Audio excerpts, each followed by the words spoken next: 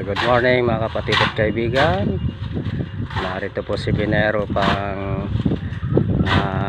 mag-update dito po sa pabahay. Dito po sa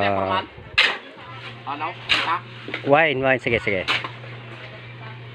Purok 7, San Roque, San Mateo, Isabela. Ito po yung ikasyam na bahay na ginagawa namin, no? Pangsyam na ito mga kapatid, oh.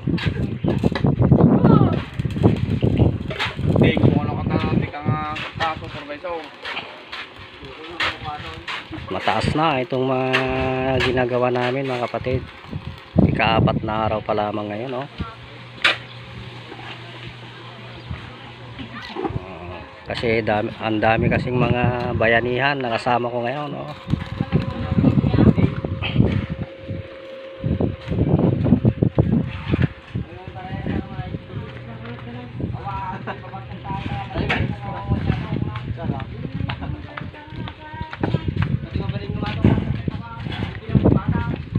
Ito yung likod. Talagang mabilis talaga kaibigan.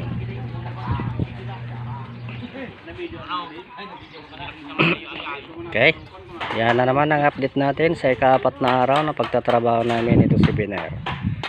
Maraming salamat.